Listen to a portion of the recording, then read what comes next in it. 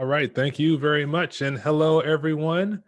I am super excited to be here and share a little bit about the perfect library tooling with you all for JavaScript. So obviously, this is very subjective. They are naturally my own opinions, right? But it's basically the talk I would have liked to have heard when I was starting building libraries 3, 4 years ago, because libraries for developers have different concerns than apps that we build for users typically. So these are the learnings that I've gotten over the years doing tooling type things for both open source projects as well as at Stitch Fix and previous companies as well. And also seeing what other people were doing, right, who are more prolific than I am, and see how they've solved this problem. So I've already tweeted out a link to these slides. I like to include lots of resources and stuff like that during my slides. So if you go to my Twitter account, BenMVP, you should see it there. Or you can go to my website, benmvp.com. You'll find it there as well. And if you want to type in that bit.ly link, you can also find it there. So 3 different places to find it. So as Doug mentioned, I am going to try to take a look at the chat as we go.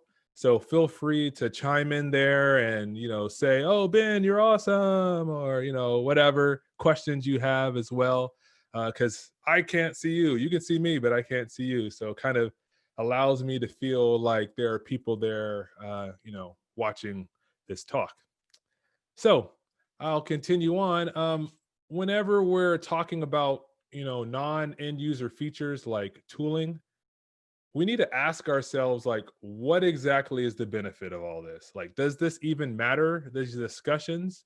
Because if it's not a feature for the end user, then it needs to be a feature for the developer so that they can build a faster or better experience for the end user. Otherwise, we find ourselves bike shedding, right? So Kent C. Dodds, he wrote this blog post a while ago that says exactly that. Like, we should always measure success based on how well we can deliver what the end user wants. And our choice of tooling should be based on that goal and no more. All right. So in this case, this kind of focus on the user principle still applies, except that this time the user is the developer. And the libraries that we build will be used by other developers. So in this talk, instead of talking about how to write the code, we're going to focus on pretty much everything else around the code that enables developers to build those user experiences for our library. So before we get into that, though, can I get everyone to stand up? Please stand up. So obviously, I can't see if you're standing up or not, but what I want to do is do 10 squats together, just like that, right? Most of you are coming from lunch and you're going to have this food digesting, and I don't want you falling asleep during this talk at all. So we're just going to get 10 squats to get the blood flowing. If you don't want to do it, that's perfectly fine, because I can't see you not doing it anyway. But if you want to join us, let's go ahead and do it. All right, I'm going to start. You can count along too. Here we go. 1, 2, here we go. 3, hopefully I'm not by myself. 4, 5, 6, we're almost there. 7, 8, isn't this fun? Yep. 9 and 10. Awesome. Great job. I am believing that at least one other person did it with me, and I wasn't the only one, but oh, see, okay, some people did it. Great.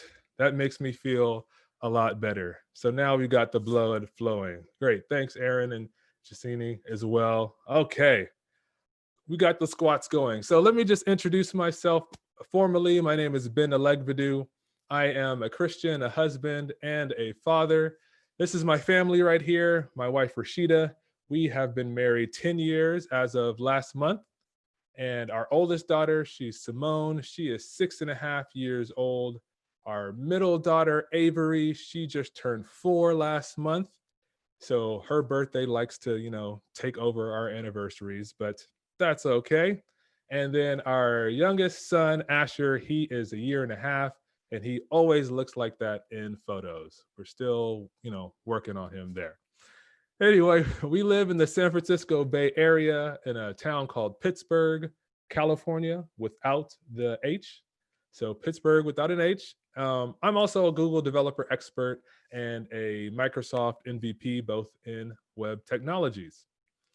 So I am a principal front-end engineer at Stitch Fix in our customer-facing organization, and I work on building our React design system or component library, as well as front-end infrastructure to allow other developers to focus on their features. So a lot of what I'm talking about comes from the other side of what I work on. So if you don't know about Stitch Fix, just quickly, we're an online personal styling service. We take the effort out of shopping by providing a selection of clothes that are picked just for you, and it's sent to your door on a frequency that you choose. So the cool thing is that we combine technology and data science with an actual human stylist to give you the best clothes. And just a short pitch: we're hiring in the U.S. unfortunately only. Our headquarters is in San Francisco, but obviously everybody's working remote, and half the engineering was remote even before COVID. So very remote friendly. Just an FYI. Thanks for the shout out for my family. Okay, so enough about me though. Let's talk about making this perfect JavaScript library, right? So this info that I'm sharing, it applies whether you're working on an open source package or probably more likely an internal package within your company so that other repos can share common functionality. So though, remember, we're shifting the focus to what our users need, the developers, and not necessarily what we care about, okay? It's not about us, it's about them. And those developers could be, obviously within your company for the internal packages, or a developer around the world for your open source package. So let's just jump right in. So the first thing I believe you need is helpful docs, right? If I want to use your package, we need helpful docs that explain how to install the library, examples of how to use the library, and then a full API spec once I kind of already am familiar with using the library. So then the question for us is like, what makes helpful docs possible, right? So my suggestion is you write the docs first before your implementation. So it's kind of like documentation driven development instead of test driven development. Why? Because actually writing good docs is hard if you haven't tried before. So I believe writing docs first makes it a bit easier. So like first, we're more likely to have cohesive docs if we write them all at the beginning. So the formatting, inclusion of examples, they will all be the same. And then secondly, we will write the docs when we know about the code the least because we haven't written it yet. So we're more able to put ourselves in the shoes of a newcomer, explain things in more details because we're kind of explaining it to our future self who's about to write it. And then lastly, we can get feedback from others before the implementation. So we say, hey, here are the docs for this thing that's going to exist. What do you think? What API should I change and such based upon the docs, which are kind of like more approachable than giving someone an implementation spec, for instance. So what sort of docs should you write? Well, keep in mind that there are at least 4 types of docs. So there are tutorials, how-to guides, explanations, and references. So to explain, let me use Lodash as an example. So references would be the traditional API docs for Lodash when you go to the site. So here are the parameters for the pick function, and this is the return value you get.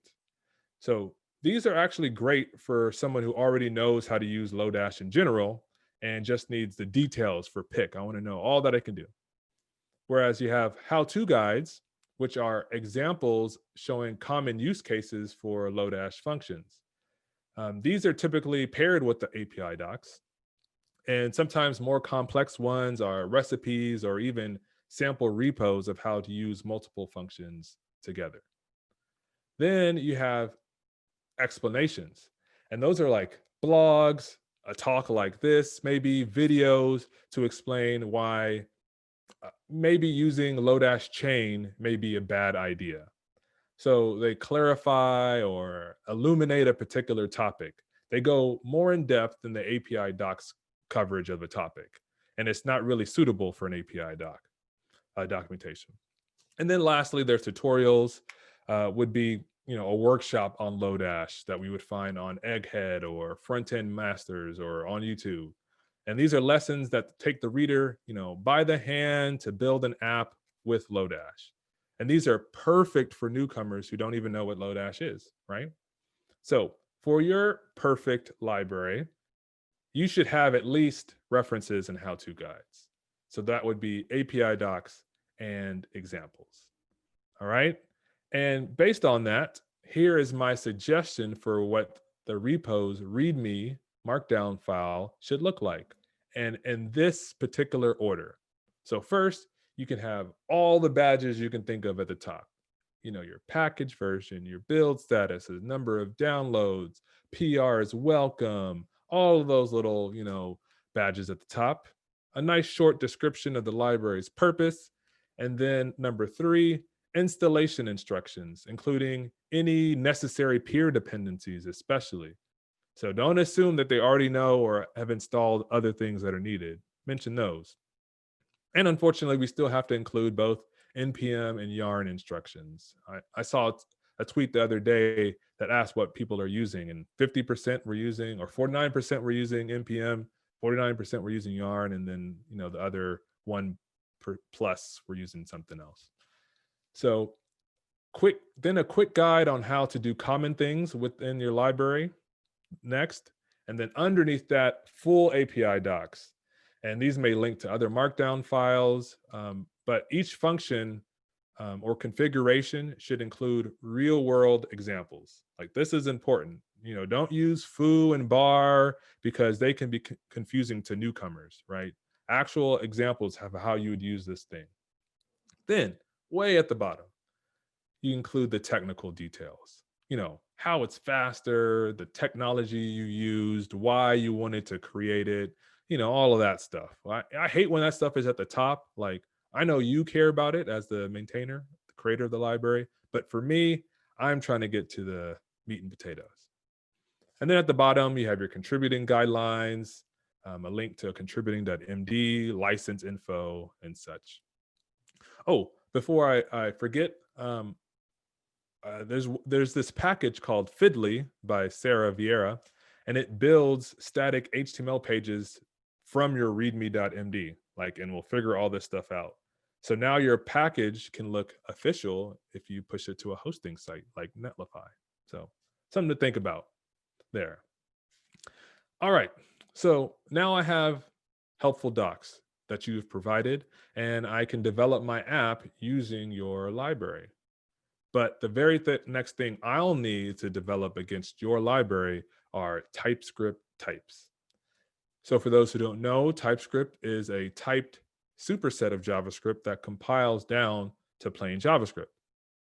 So this suggestion may be a bit controversial, right? It's certainly my own bias because I develop in TypeScript, but numbers actually back me up from the State of JavaScript survey that maybe most of you all have taken.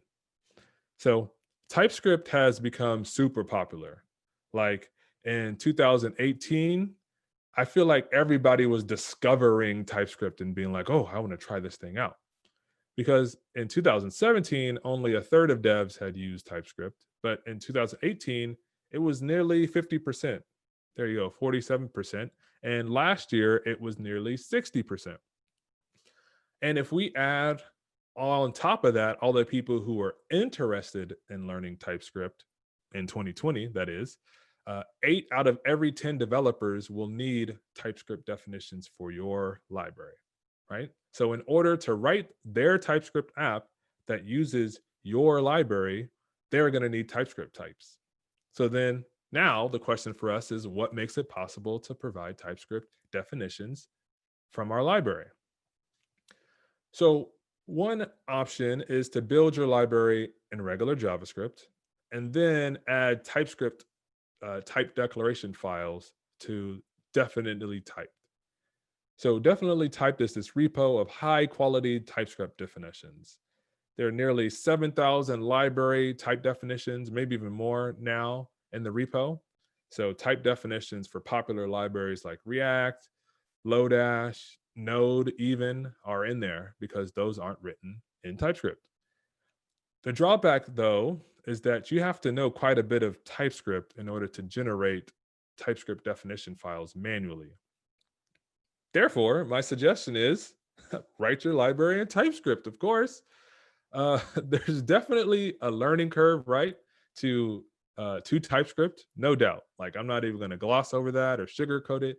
It takes work to learn TypeScript, but in the interest of serving your users, other developers that are using your library, writing in TypeScript is the best way to provide those those type definition files, because now they'll be auto-generated when you publish your package. And I'll talk a little bit more about, how that works. So it's also difficult. It's difficult to write types for untyped JavaScript code, because when our code is untyped, we can make a lot of shortcut assumptions and skip things and things that just aren't allowed in TypeScript. So writing types could be more challenging or impossible if you didn't write it in TypeScript itself. And TypeScript gives us modern JavaScript too. So it's a win-win. We get it in our development and they get their TypeScript definitions. So, okay, let's get a little tactical now. So now, me using your library, I know how it works because of the helpful docs. And I have my TypeScript types to develop against, which is great. So I'm good. But, while developing, there's nothing more frustrating than coming across a library bug. Like, how many of y'all have dealt with a bug in the library when you're writing your code? And, I'm really trusting initially. So, of course, I think it's me. I did something wrong. And I spend countless hours debugging, trying to figure out why this thing isn't working, until I finally figure out it's not me, it's you. And so our library needs to be perfect. And we need to do our absolute best to prevent 100% of the bugs, never writing any bugs, right? So the question, of course, is what makes our library as bug-free as possible? Well, it's the three-headed monster of unit testing with coverage, with Jest, linting with ESLint, and then type checking with TypeScript. So type checking comes for free with TypeScript. So not only is it great for developing with TypeScript and providing types for our users, it's also good for us. And that's really the main purpose of TypeScript, is it helps us avoid bugs. So all of those edge cases where something is unexpectedly undefined, or you refactor a function and forget to update it in certain places. And with VS Code, if you use that, type checking can happen as you develop. So you're getting instant feedback without even having to go and run your tests or anything like that. And then linting comes with ESLint. This can happen as you develop as well in your editor. TypeScript already catches a lot of the non-stylistic errors that ESLint also catches. But ESLint can warn us of likely or potential errors, bad practices as well. And then there are plugins for additional environments, like if you write React and things like that. So I personally, for testing and coverage, I use Jest. So other people, like Todd has said here, use Mocha and Sign-On. I use Jest mainly because it's really good with React, especially, or the ecosystem has worked really well together. And there's just a lot of functionality that I'll talk about in a little bit. So I used Mocha and Sign-On initially, and then when Jest got better, then I switched to Jest and haven't gone back. So Jest allows you to write unit tests, obviously, and you want to test the public API of your library. And with code coverage that comes with Jest as well, you can see what percentage of code has been tested. So the goal with coverage is not necessarily to get to 100%, but to make sure you catch those edge case branches that you're not going to be manually testing as you're developing. That's the key for regressions. It's key for keeping your code bug free when you refactor. So you actually have to write tests. Like even with TypeScript, you still need to write tests. So, that has to be a thing. So I'm guessing you probably knew most of those things, right? Already. That's probably not new if you're developing in JavaScript. But I want to take it to another level, something that maybe you didn't know about. And is that typically you run your typing and your linting and your testing with 3 separate commands. That's TSC, Jest, and ESLint. But with this feature of Jest called Jest projects, you can actually run them all through Jest. You see, Jest is actually a platform that's broken up into 3 main parts. So you have at the beginning this thing I like to call the file collector, which determines which files to run and has watch mode and all that goodness. And then at the end displays the success or failure in a nice way that it collects all that information or displays all that information. And then in the middle is this runner, different runners, depending on what we're validating. So instead of running the normal unit test runner for Jest, we can run an ESLint runner or a TSC runner for TypeScript. So now this allows us, for instance, to run linting in watch mode. As we fix things, it'll rerun the lints, which the ESLint command doesn't support itself.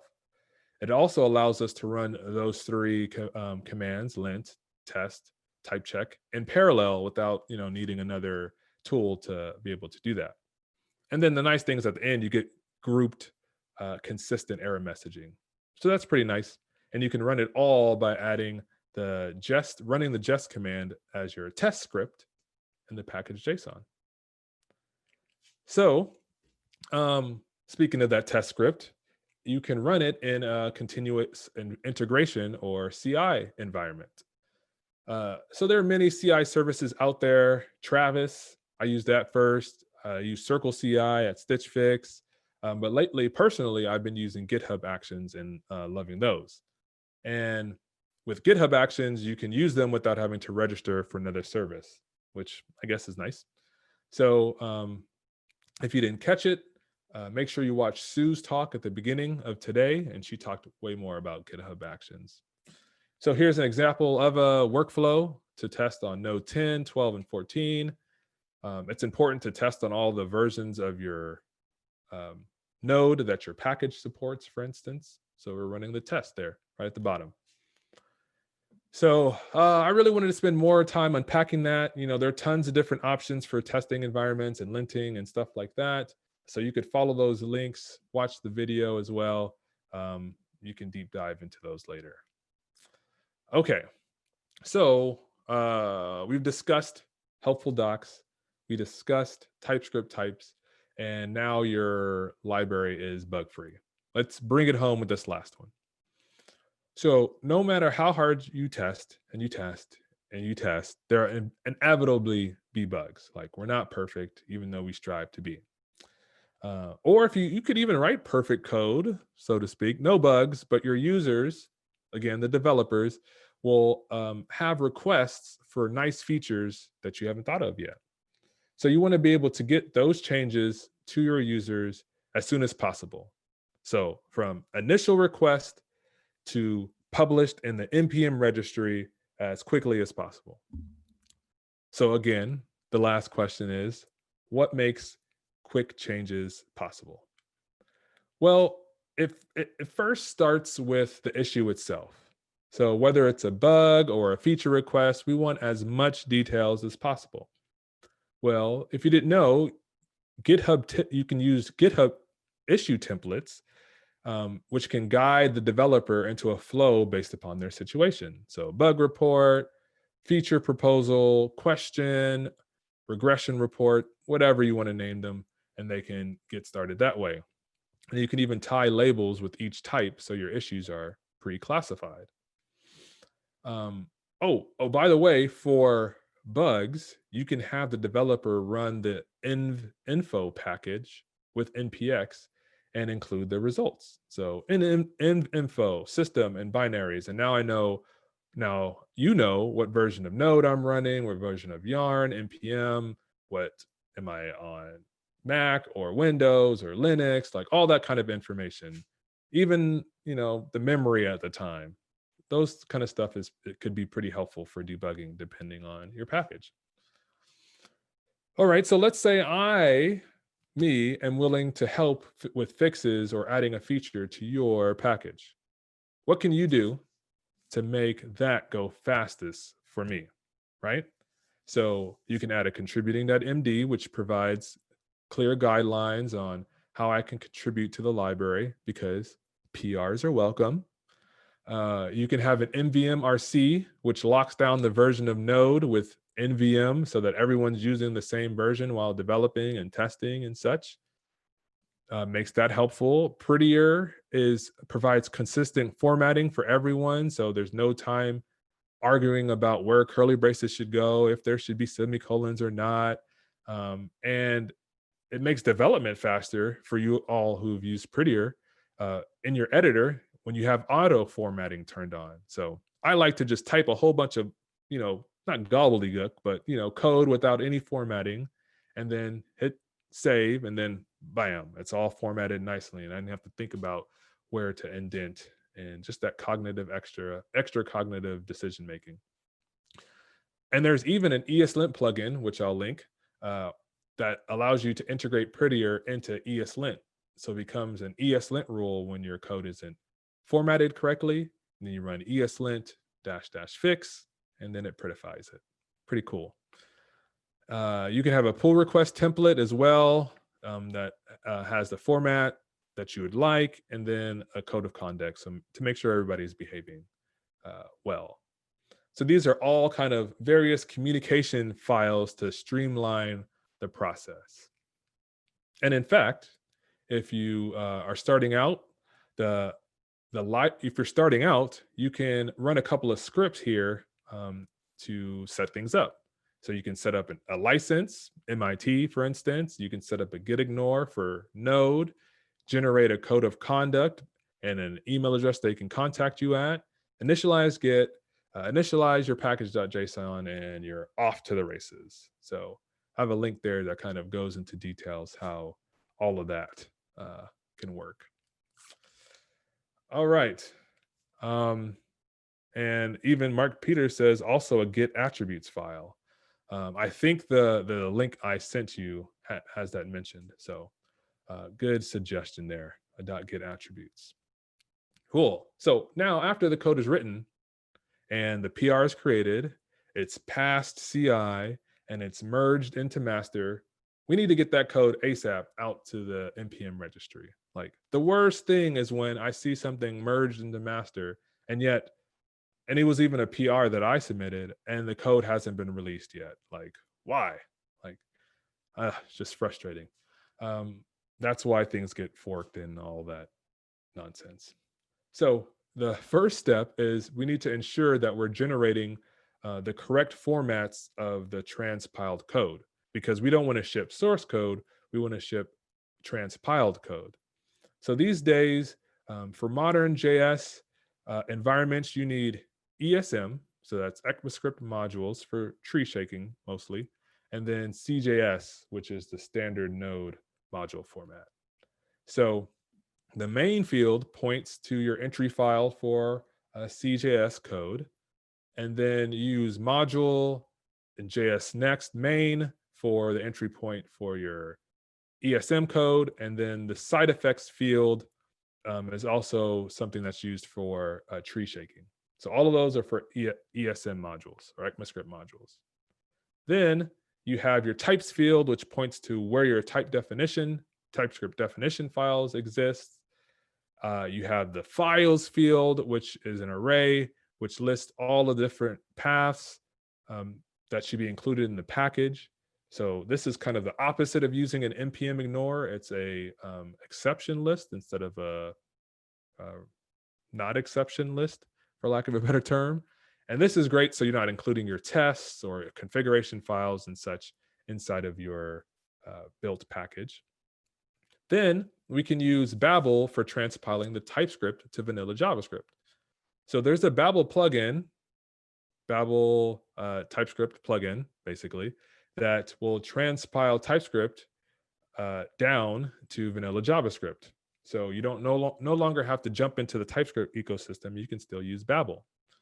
So I don't use Webpack or Rollup in this situation because they're better suited for creating bundles than transpiling individual files.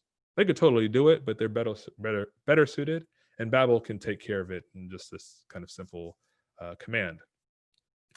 And then there's the TSC command, which comes from TypeScript for generating the TypeScript definition files that I mentioned before. And then lastly, we can wrap it up in a nice build script that will run all of those in parallel or in sequence, whichever one you want, using npm run all there. So with that build script in place, we can now achieve continuous delivery, also known as CD, the CD and CI/CD. So first, we run the build script to generate all the files that I just talked about. And then we can use a library called semantic release to release the package automatically. So it's meant to be run in CI after every successful build on your release branch. So anytime something is merged into master, it runs, which makes releases unromantic and unsentimental, as they say. So the nice thing about this is that as a library owner, I can merge a PR on my phone through GitHub, and it automatically makes it to npm in 5 minutes. I no longer have to manually push a version commit locally on my machine or run a script locally. Like, none of that. All happens in CI, which is great there. So then it creates a release on the GitHub releases tab. So now I have a detailed change log that's all automatically created for me as well, instead of like a whole list of versions that have been released and I don't know what happened in each one of those versions. And then lastly, you can browse the package to make sure everything was released properly. So unpackage or JS deliver or even an npm now, you can do that as well. So here are a ton more resources, all these little details, like I mentioned, the Babel preset for TypeScript, example issue templates, ESLint prettier, all those sorts of things you can look at. Okay, so that was a lot of stuff, right? And chances are you may have missed something while you were responding to that Slack or Discord message. It's okay. I understand. You're on your computer. It was a nice ring when you got distracted, but it's okay because I'm going to recap everything that we just discussed. But instead of grouping it by the user need as we just flowed through, I'm going to group it for you based upon the infrastructure. So, and we'll see this kind of perfect repo as a mix of technical and communication things. Just like the perfect developer should be a mix of technical and communication skills. I'll leave it at that. Okay, so here it all is in one slide. You can get your screenshot button thing and take it if you would like, or get the slides because there's like 20 links on this page. But anyway, the developer experience for you starts with writing modern JavaScript with TypeScript, right? And if you use a nice editor like VS Code, you can get prettier formatting, ESLint, type checking, all happening in the editor. And there are a lot of repo files as well, docs for your users, as well as other communications files to make things easy and safe for folks. For testing and continuous integration, you should try using GitHub Actions, is my suggestion. And with Jest as a platform, you can run type checking, you can run lint, you can run unit tests, you can run code coverage all at once, which is fantastic. And then for build and continuous delivery, which are key, you can use Babel for transpiling and TypeScript for type checking. So separate those two out. You'll probably need to generate CommonJS and ES module formats, but you can use Babel to do both of those. And there's a plethora of fields that you have to put in your package JSON, lots of them, like we saw. So lastly, you'll want your CI service to do an auto release, like I suggested, with new versions committed to master. Oh, and you can also publish your docs in your CD process as well using Fiddly. So, and finally, you can browse your package on npm on unpackage to make sure it looks good. All right.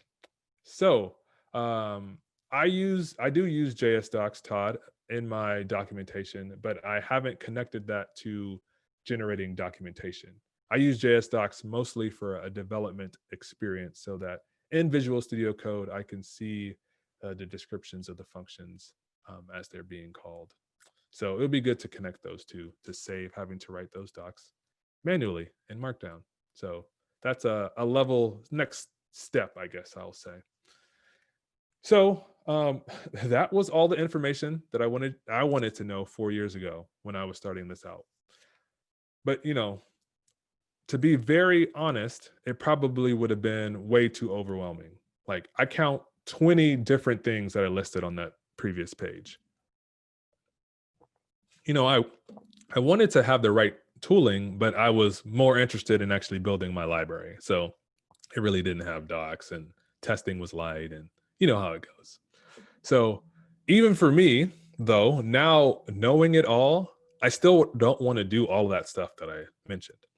So I took the time and created a zero config CLI tool called @binmvp/CLI. And it abstracts all of that work that I just talked about. So it does everything basically except for writing the docs and writing the source code, unfortunately. That'll be the next level if you could write my source code. So the CLI has some options. So, you could totally use it, but I built it for myself. That's why it's called the BinMVP CLI. So don't expect any PRs to make it configurable if you decide to use it.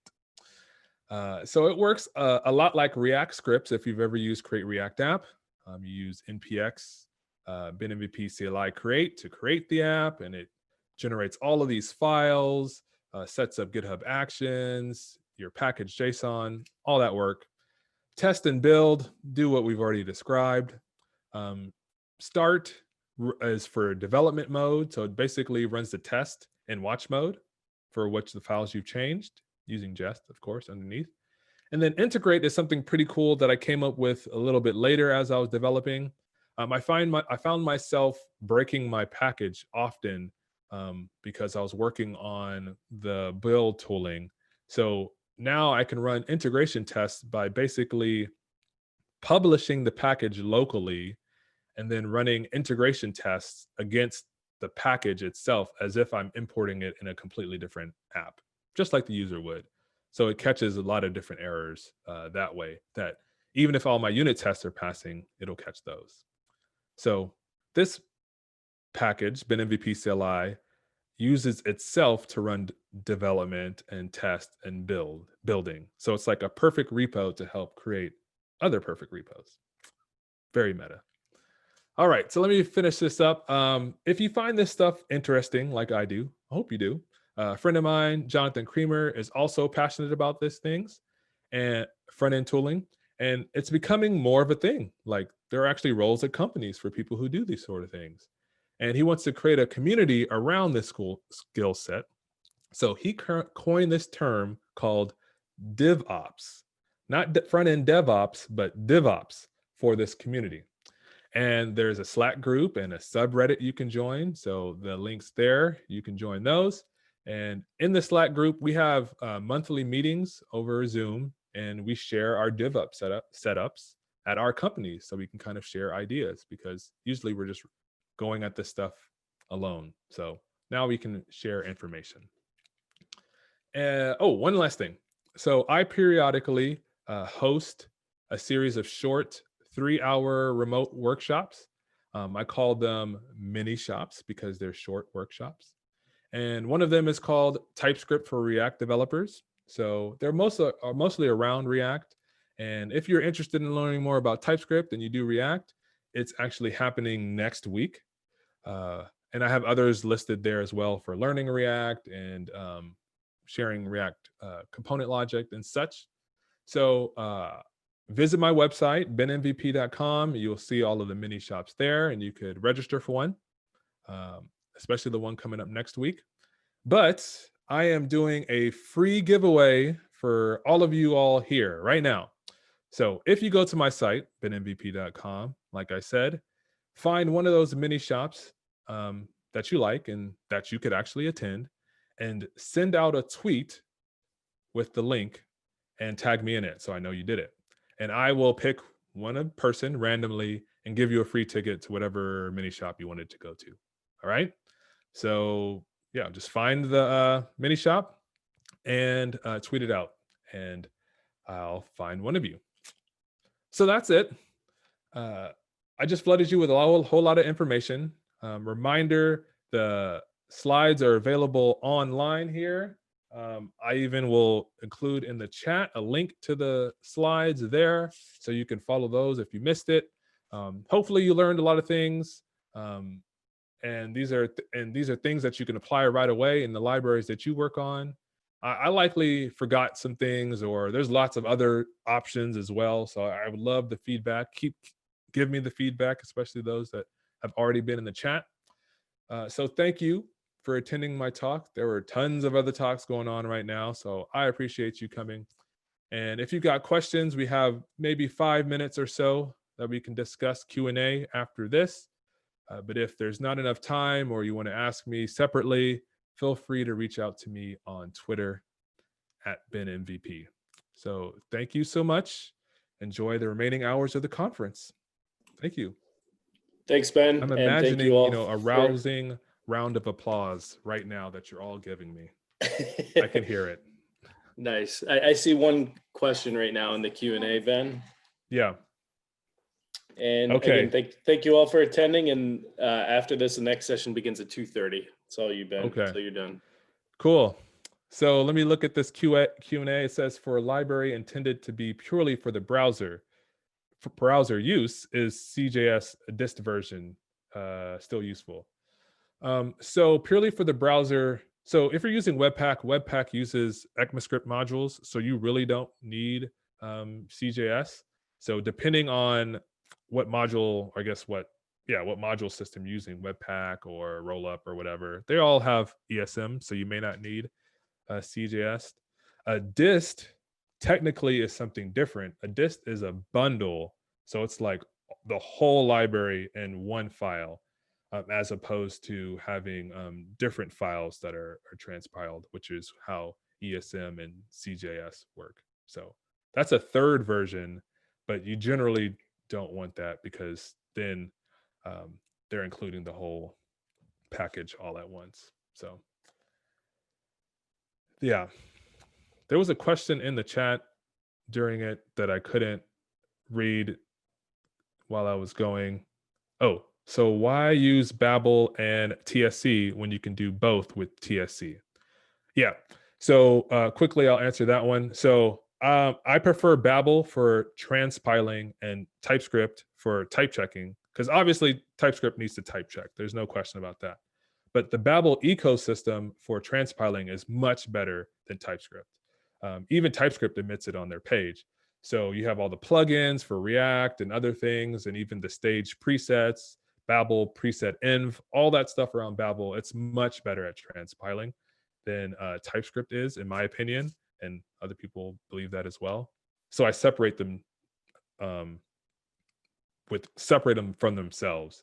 And generally, your library or your app is already in using Babel for whatever reason. So now adding TypeScript after the fact is a lot easier, because you can add the preset instead of having to move everything over to TypeScript there.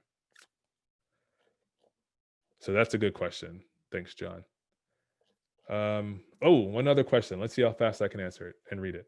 How does your TS config figure into your Jest setup?